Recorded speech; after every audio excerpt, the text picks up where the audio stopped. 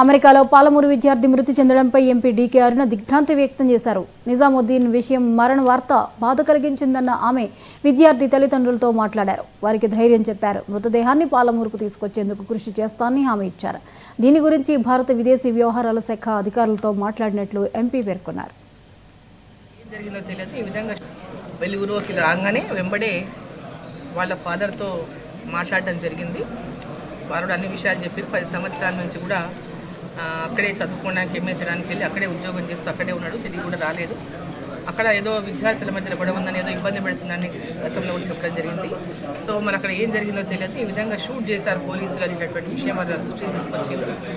So ఆ విషయం తెలిసిన వెంబడే నేను ఎక్స్టర్నల్ అఫేర్స్ మినిస్ట్రీలో మాట్లాడడం జరిగింది.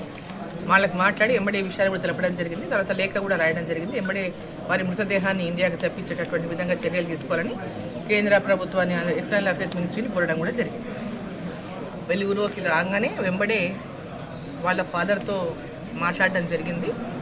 వారు అన్ని విషయాలు చెప్పి 10 సంవత్సరాల నుంచి కూడా అక్కడే చదువుకోవడానికి ఎంఏ చేయడానికి వెళ్ళి అక్కడే ఉద్యోగం చేస్తూ అక్కడే ఉన్నాడు. తిరిగి కూడా రాలేదు.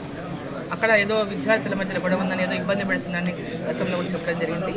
సో మరి అక్కడ ఏం జరిగిందో తెలియదు. ఈ విధంగా షూట్ చేశారు పోలీసులు అనేటటువంటి విషయం వారు దృష్టికి తీసుకొచ్చింది. సో ఆ విషయం తెలిసిన వెంబడే నేను ఎక్స్టర్నల్ అఫేర్స్ మినిస్ట్రీలో మాట్లాడడం జరిగింది. వాళ్ళకి మాట్లాడి ఎంబడే విషయాలు కూడా తెలపడం జరిగింది. తర్వాత లేఖ కూడా రాయడం జరిగింది. ఎంబడే వారి మృతదేహాన్ని ఇండియాకి తెప్పించేటటువంటి విధంగా చర్యలు తీసుకోవాలని కేంద్ర ప్రభుత్వాన్ని ఎక్స్టర్నల్ అఫేర్స్ మినిస్ట్రీని కోరడం కూడా జరిగింది. వెలుగులోకి రాగానే వెంబడే వాళ్ళ ఫాదర్తో మాట్లాడడం జరిగింది. బాపట్ల జిల్లా మార్టూరు మండలం కోలలపూడి వద్ద జాతీయ రహదారిపై ఘోర రోడ్డు ప్రమాదం జరిగింది.